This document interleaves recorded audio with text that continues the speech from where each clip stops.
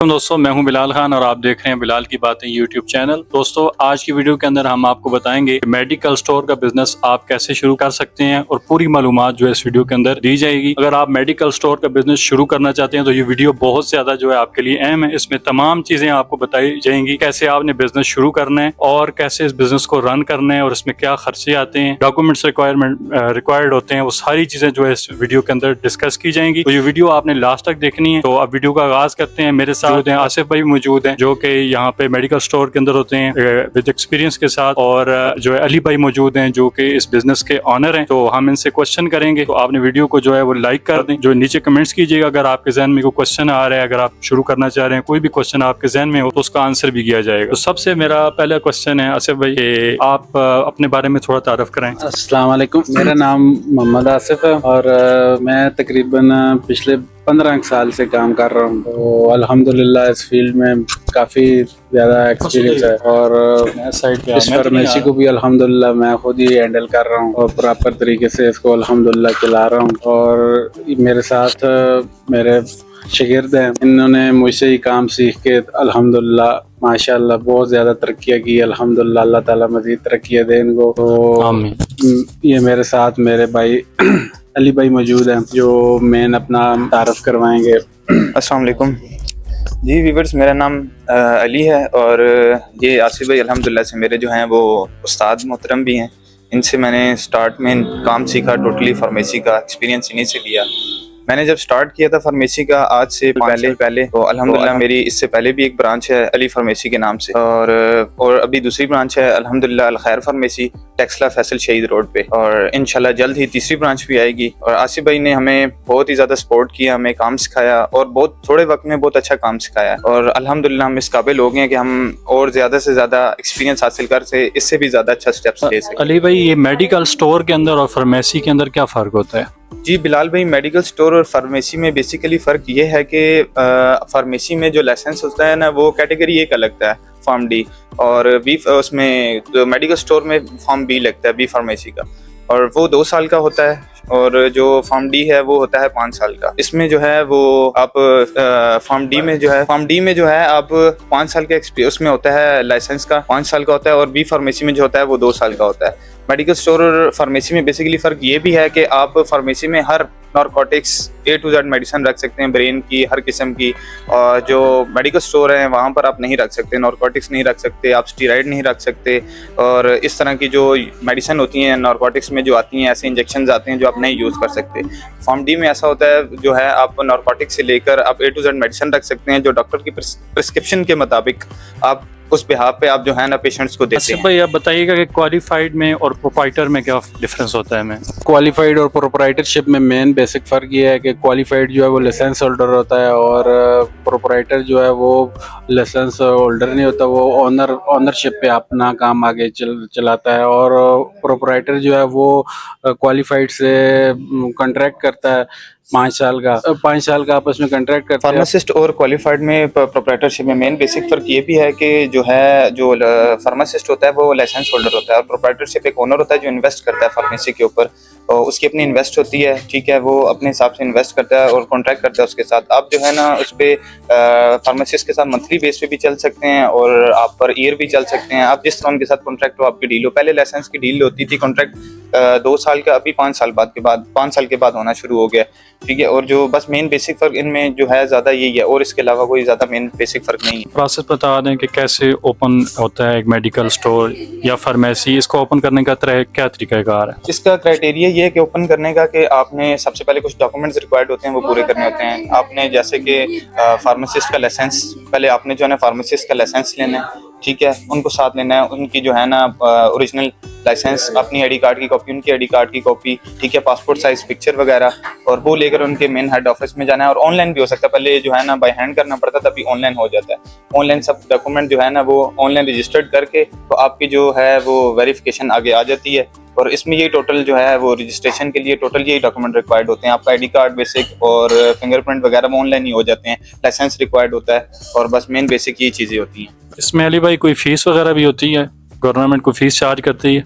Government की online faeces होती हैं, लेकिन वो बहुत ज्यादा नहीं होती, बहुत कम होती हैं, ठीक है। वो बस थोड़ी बहुत फीस होती है उनकी, उस बेस पे करके तो वो क्लियर हो जाता है। लोकेशन बहुत मैटर करती है किसी भी बिजनेस के लिए, इसी तरह मेडिकल स्टोर के लिए भी लोकेशन बहुत अहमियत की है। लोकेशन के बारे में बताएं कि कोई मेडिकल स्टोर ओपन करना चाह रहा है, उसको लोकेशन कैसे जो है वो सिलेक्ट करनी चाहिए? लोकेशन खुद चूज करनी पड़ती है अपने माइंड से, थोड़ा सा एडवाइस लें आगे पीछे से। जैसे मैंने सेटअप स्टार्ट करने से पहले अपने जो है उस्ताद मोहतरम से एडवाइस ली, और आगे पीछे और मेडिकल स्टोर वाले फ्रेंड्स हैं उनसे एडवाइस ली, आगे पीछे जितने भी थे उनसे एडवाइस लेके उसके बाद थोड़ा सा टाइम लगा मुझे। लेकिन टाइम लगने के बाद ये था कि मैंने एक अच्छी लोकेशन चूज कर ली। जब भी लोकेशन चूज करें थोड़ा सा टाइम लग जाए, लेकिन एक अच्छी लोकेशन चूज करें जो आपके लिए बिजनेस के लिए और आपके लिए और आपकी फार्मेसी के लिए जो है ना वो आगे आने वाली वक्त के लिए ना बेनिफिट। जी आसिफ भाई, डॉक्यूमेंट्स कौन कौन से रिक्वायर्ड होते हैं? इसमें जो डॉक्यूमेंट्स रिक्वायर्ड होते हैं क्वालिफाइड की तरफ से उसकी ओरिजिनल डॉक्यूमेंट्स और उसकी आइडेंटिटी कार्ड की फोटोकॉपी, और उसके बाद वेरिफिकेशन, और प्रोपराइटर की तरफ से भी यही चीज़ें रिक्वायर्ड होती हैं। उसके आइडेंटिटी कार्ड की कॉपी होती है, और उसके बाद रेंट एग्रीमेंट होता है और वेरिफिकेशन होती है। ये चीज़ें सारी ऑनलाइन सबमिट करवानी पड़ती है। आजकल पहले ऑनलाइन नहीं था, आजकल अल्हम्दुलिल्लाह ऑनलाइन हो गया। ऑनलाइन सारी चीज़ें आप सबमिट करवाएं, सबमिट करवाने के बाद आप 5-1 दिन का वेट कर रहे हैं। 5-1 दिन के अंदर केस जो है वो स्टडी होके आगे ड्रग इंस्पेक्टर के पास आ जाता है। जब ड्रग इंस्पेक्टर के पास आता है तो ड्रग इंस्पेक्टर का विज़िट होता है। ड्रग इंस्पेक्टर विज़िट करता है तो विज़िट के अंदर जो चीज़ें मेन होती हैं वो चेकिंग वाली वो ये होती है कि ड्रग इंस्पेक्टर आप देखते हैं कि फ्रिज है, एसी है, और रैकिंग वगैरह कैसी हुई है। फिर वो प्रोपराइटर की और क्वालिफाइड दोनों की पिक्चर्स वगैरह लेते हैं, और उसके बाद स्क्वायर फुट देखा जाता है कि कितने स्क्वायर फुट इनकी फार्मेसी की प्लेसेस है। उसको मद्देनज़र रखते हुए अगर 120 स्क्वायर फुट है तो फिर वो पास होता है, इससे कम जगह है तो फिर फार्मेसी पास नहीं होती। और ये सारी चीज़ें रिक्वायरमेंट ज़रूरी होती है, वो सारी चीज़ें कंप्लीट हो तो ड्रग इंस्पेक्टर विज़िट करके कंप्लीट करके फाइल आगे लाहौर सेंड कर देता है। लाहौर से दोबारा कंफर्मेशन SMS इसको आता है ड्रग इंस्पेक्टर को। उसके बाद आप फार्मेसी ओपन करके अपने हिसाब से मेडिसिन रख के चला सकते हैं। कितनी इन्वेस्टमेंट रिक्वायर्ड होती है? इन्वेस्टमेंट खुद पे डिपेंड करता है कि हम कितनी इन्वेस्टमेंट कर सकते हैं। कम से कम इन्वेस्टमेंट से भी बिजनेस स्टार्ट किया जा सकता है। आप जरूरी नहीं है कि आपके लिए बड़ी इन्वेस्टमेंट होना ही जरूरी है कि आप बड़ी इन्वेस्टमेंट होगी तो बड़ा बिजनेस स्टार्ट करेंगे। आप स्टार्ट लेना चाह रहे हैं, थोड़े स्टेप से लें, थोड़ी इन्वेस्टमेंट से लें। आप 10 लाख तक भी स्टार्ट कर सकते हैं, 15 लाख से भी स्टार्ट कर सकते हैं। ऐसा ऐसा जब आप देखते हैं कि आपका बिजनेस डेवलप हो गया, रन हो गया, तो आप उसे और गेन कर सकते हैं, बढ़ा सकते हैं। तो आप अपने उस लिहाज से जितना आपका बिजनेस रन हो रहा है उस लिहाज से आप उस पर इन्वेस्ट करते जाएं। आप थोड़ी इन्वेस्टमेंट से भी स्टार्ट करें। अगर आप लोकेशन देखते हैं, लोकेशन मैटर करती है कि आप बहुत अच्छी लोकेशन है, ठीक है, आप वहाँ पर इन्वेस्ट उस हिसाब से करना पड़ेगा, तो आप थोड़ी अच्छी इन्वेस्ट करें।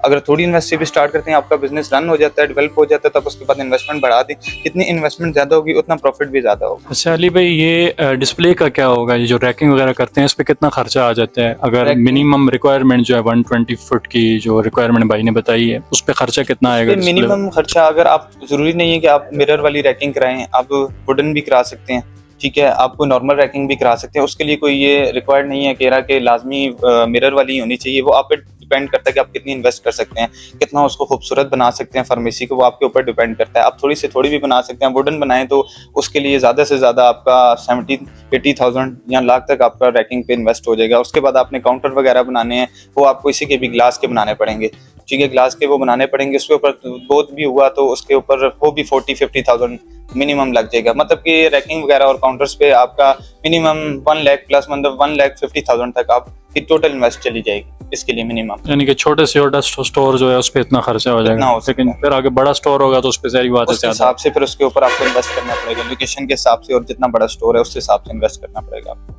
अच्छा, इस पे प्रॉफिट कितना हो जाता है? क्या परसेंटेज रहती है? परसेंटेज मेडिसिन की ना सेल बेस पे है। आपकी सेल कितनी हो रही है, लोकेशन कहाँ पर है, वो मैटर करती है। सबसे पहले आपकी लोकेशन अगर बहुत अच्छी जगह पर है जहाँ पर आपकी सेल ज़्यादा है, और प्रॉफिट सारा मैटर करता है सेल बेस पे। आपकी सेल जितनी होगी उस लिहाज से आपका प्रॉफिट उतना ज़्यादा होगा। अच्छा, ये परचेजिंग कैसे करते हैं मेडिकल स्टोर की जो प्रोडक्ट्स हैं, और कैसे चूज करते हैं कौन सी प्रोडक्ट हमने रखनी है, कौन सी नहीं रखनी? ये सब प्रोडक्ट्स आपकी लोकेशन पे डिपेंड करता है कि उस एरिया में, उस मार्केट में कौन कौन सी मेडिसिन डॉक्टर जो है ना प्रिस्क्राइब कर रहे हैं, और कौन कौन सी मेडिसिन वहाँ पर चल रही हैं, और उस एरिया के हिसाब से आपको मेडिसिन जो है ना रखनी पड़ती हैं। उसके अलावा भी मिनिमम रेगुलर मेडिसिन जो है ना मेन, वो तो सारी मेन ही ज़्यादातर चलती हैं, लेकिन कुछ डॉक्टर के उधर के एरिया के हिसाब से रखनी पड़ती हैं। वो मेडिसिन जो है ना वो आपने उसका मंगवाने का तरीका भी ये है कि आपने जो है ना लाइसेंस आपका जो होता है वो आपने कंपनी में जो है ना उसको इंटर कराना होता है, उसका कोड होता है जो वहाँ पे लाइसेंस नंबर इंटर्ड हो जाता है। उसके बाद आप जो है ना उस बेस पे आप उन्हें ऑर्डर्स वगैरह करेंगे, तो वो मेडिसिन जो है ना हर वीकली आपको वीक में 2 मरतबा और 3 मरतबा उनके ऑर्डर्स डेज होते हैं, आप ऑर्डर करें तो वो आपको जो है ना फार्मेसी पे डिलीवर कर जाते हैं। वो इतना मुश्किल प्रोसीजर नहीं है। मेडिकल स्टोर के अंदर जो ऑर्डर आप लेते हैं उसका क्या तरीकाकार होता है? आप ऑर्डर को कैसे, मतलब जो ऑर्डर आप आगे करने वाले हैं उसको मैनेज कैसे करते हैं कि ये चीज़ हमें चाहिए, ये लानी है, ये नहीं लानी? वो मैनेज हम इस तरह से करते हैं कि अब हमने देखा है कि हमारी ये रनिंग है मेडिसिन की। एग्जाम्पली हमारे पास एग्जांपल देता हूँ कि ग्राइजिक कैप्सूल हैं या साशे हैं या एजोमैक्स वगैरह हैं, अगर ये चल रही हैं, इसमें अगर हमारे पास हैं जी 10 क्वांटिटी पड़ी है, हमारे पास कम रहेगी, हमें पता है कि किस किस कंपनीज के पास हैं, उनके पास हमारे लाइसेंस इंटर्ड होते हैं। जब हमारे पास क्वांटिटी कम रह जाती है तो उस क्वांटिटी के हिसाब से हम उसे ऑर्डर कर देते हैं हर कंपनी के हिसाब से, जितनी आपको क्वांटिटी चाहिए उतनी आपके पास आ जाती है। ऑर्डर जो है आप डायरेक्ट कंपनी को करते हैं या डिस्ट्रीब्यूशन को करते हैं? ये डायरेक्ट जो है ना एक डिस्ट्रीब्यूशन होती है जिसको कंपनी भी कहा जाता है, जिसमें मेन कंपनी से डिस्ट्रीब्यूशन लेता है, हम डिस्ट्रीब्यूशन से आगे जो है ना मेडिसिन जो है ना परचेज करते हैं। तो जो डिस्ट्रीब्यूशन है या कंपनी है, कोई परसेंटेज भी आपको ऑफर करती है?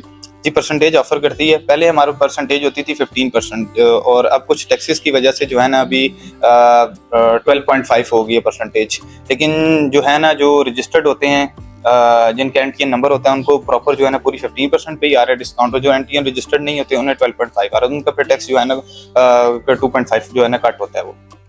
तो आगे जो कस्टमर को आप देते हैं उस पर कितना फिर डिस्काउंट मैनेज करते हैं? कस्टमर्स को डिस्काउंट हम अपने बिहाफ पे देते हैं कि वो हर फार्मेसी वाले पे डिपेंड करता है कि वो देता है कि नहीं देता, लेकिन हम जो है ना कस्टमर्स को है किसी को 10% भी देते हैं, किसी को 5 भी देते हैं। मुख्तलिफ मेडिसिन होती हैं जिसके ऊपर कई भी डिस्काउंट ज़्यादा होता है उनको ज़्यादा दे देते हैं, कई को 15 भी दे देते हैं, किसी को 10 भी दे देते हैं, और कई को कुछ कम भी होता है जिनके ऊपर टैक्स आइटम होते हैं उन पर भी देते हैं, लेकिन उन पर कम होता है डिस्काउंट। अच्छा, ये जो प्रोडक्ट्स एक्सपायर हो जाती हैं उसका क्या मैकेनिज्म होता है? जो प्रोडक्ट्स एक्सपायर होते हैं उनका ये मैकेनिज्म होता है कि जो शॉर्ट एक्सपायरी हो जाती है हम उन्हें 6 मंथ पहले जो है ना निकाल के एक साइड पे एक सेपरेट एरिया बनाया होता है, वहाँ पर हमने जो है ना लिखा होता है कि नियर एक्सपायरी, वहाँ पर हमने सारी अलग से सारी मेडिसिन हमने शॉर्ट एक्सपायरी की वहाँ लिखी होती हैं। और आप बताएं कि ये शॉर्ट एक्सपायरी सारी जैसे ये लिखा हुआ है कि नियर एक्सपायरी यहाँ पर लिखा हुआ है, ये इस तरह से हमने सेपरेट मेडिसिन यहाँ पर लगा दी है। ये 6 मंथ पहले जो है ना हमने ये मेडिसिन निकाल के सेपरेट करनी होती है और कंपनीज में एंटर करानी होती है, इनके जो बैच नंबर होते हैं वो एंटर कराने होते हैं, और जब ये एक्सपायरी डेट इनकी इक्वल आ जाती है तो उन डेज पे कंपनीज वाले जो है ना उठा लेते हैं। इसके ऊपर ना कोई भी वो हमें लॉस वगैरह नहीं होता, ये रिटर्नेबल हो जाती है कंपनीज को दोबारा से। तो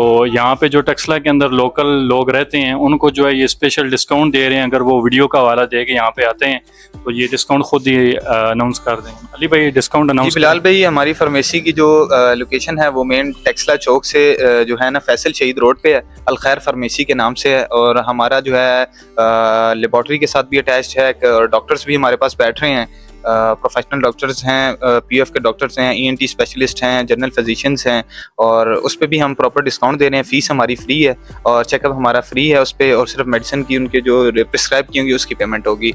और उसके अलावा जो है मेडिसिन के लिए कोई भी कस्टमर जो है ना हमारे पास आता है इस वीडियो को देख के, उसको हम इंशाल्लाह स्पेशल डिस्काउंट देंगे, और वैसे भी हम रेगुलर रूटीन में डिस्काउंट बेस पे हम मेडिसिन दे रहे हैं इंशाल्लाह, और बहुत जो है ना कस्टमर्स का रिव्यू भी हमारी तरफ से अच्छा आ रहा है अल्हम्दुलिल्लाह से, और इंशाल्लाह जो इस वीडियो को देख के आएगा उसको और भी प्रॉपर तरीके से डिस्काउंट देंगे इंशाल्लाह, उसको भी खुश होंगे इंशाल्लाह से वो। जी आसिफ भाई आपका भी बहुत शुक्रिया, अली भाई आपका भी बहुत शुक्रिया, पूरी टीम का शुक्रिया कि आपने हमें टाइम दिया। Thank you so much Bilal.